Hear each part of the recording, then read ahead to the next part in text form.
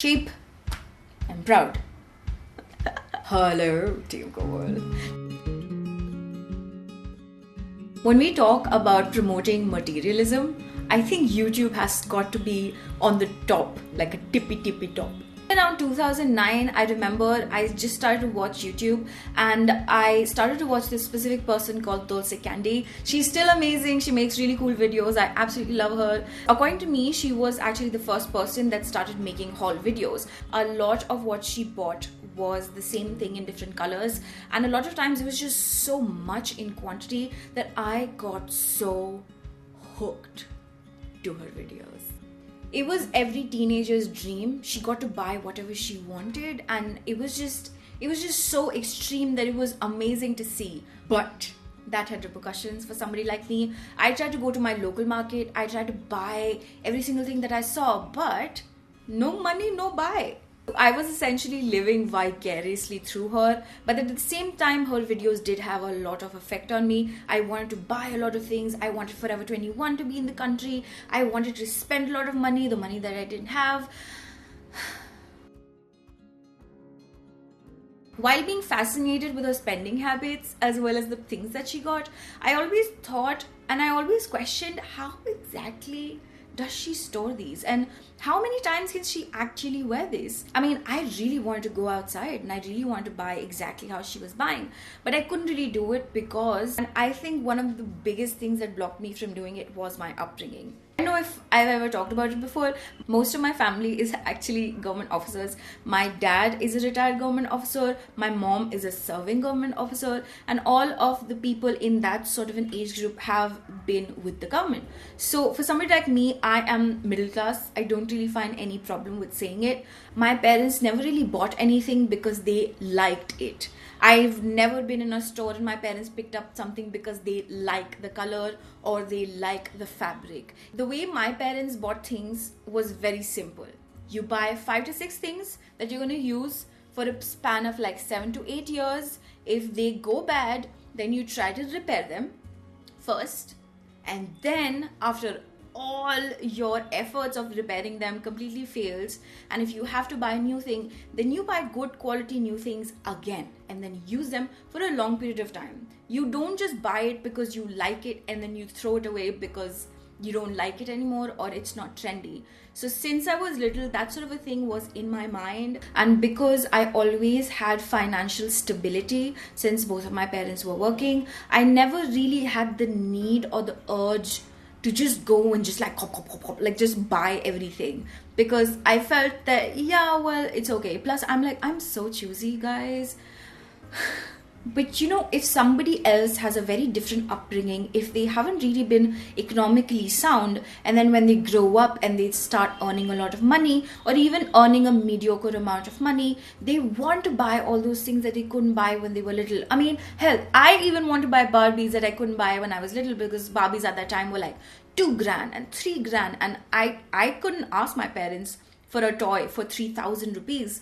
So I totally understand why somebody would want to buy things when they actually get money. But that becomes like a really bad circle, because then you want to buy things not because you actually need them, but because you thought you needed them when you were little, and it's sort of like an ego boost.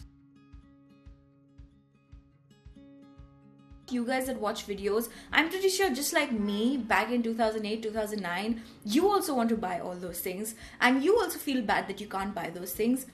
But I really want you guys to know that it's not about those things. It's actually about cost and worth of things. We buy things according to trends. We don't buy things according to our need, and that is one of the biggest problems right now. That's why I want to make this video. I want you to know that cost and worth are two separate things, and you should always concentrate on your personal spending goals. If you're a college student and if you feel like going to Sarojini Nagar, scouting for about an hour or two and getting a affordable 500 rupees overcoat that doesn't really fit you that well, you get to wear a 500 rupees coat for 3 years, and that's completely paisa vasool. So that is worth for you.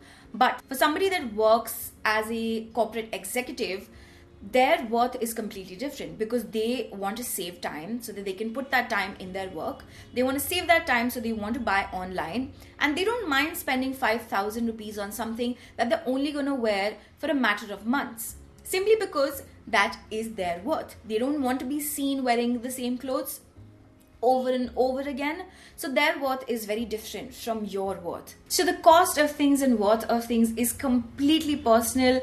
Just because I'm saying it in this video does not mean that if you are spending crazy amounts of money on clothes is bad. You could be somebody that actually needs new clothes every single day. You could be somebody that is in the public eye and needs new clothes like very, very frequently. You could be somebody that has to impress people with their clothes, and that's why you're investing so much. But remember, if you have to do that, you are investing in it. But the problem is that when you don't have to invest so much in these smaller things and you kind of compromise on the quality of your clothes, that's the actual problem. So let's talk about a couple of practices that you can actually indulge in order to save some money and save your sanity in the process. Is every single time I look at a clothing item, I think, do I really need this? Just be completely honest. Will you be wearing the stiletto heels once every 5 years, or are you going to be wearing it every single day? Think about it. Think about that. Think about how much you're actually going to get out of that particular clothing item or makeup, and then make the purchase.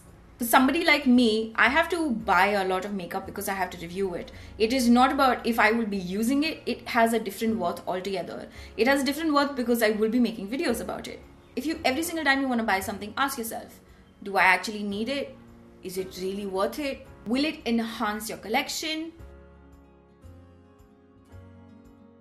This tip is specifically for clothes. Always get customized clothes for yourself. If something is customized to you, it is automatically going to look better than something that you buy from the store, because it's specifically made for you. So get a tailor that's affordable, get very, very good fabric that you can buy, get to work. And always remember, cost and worth are different for different people. You don't have to always buy affordable things. You don't always have to buy expensive things. It all depends on your need, and you need to work around it. No two people have the same spending habits. No two people have the same wardrobe. Try to make your wardrobe as well as your makeup vanity as customized as you possibly can, because that is what makes you unique. That is what makes you you. I really hope this video has been helpful to you guys. If it has, if you have any experience trying to spend a lot of money or trying to save a lot of money, if you have any tips for everybody else, please leave that in the comment section. If you have any other video ideas as well, you can definitely let me know in the comment section below. If you have any other further questions, you can definitely let me know in the comment section below as well. There was a lot of definitely let me know in the comment section below. I'm gonna go now.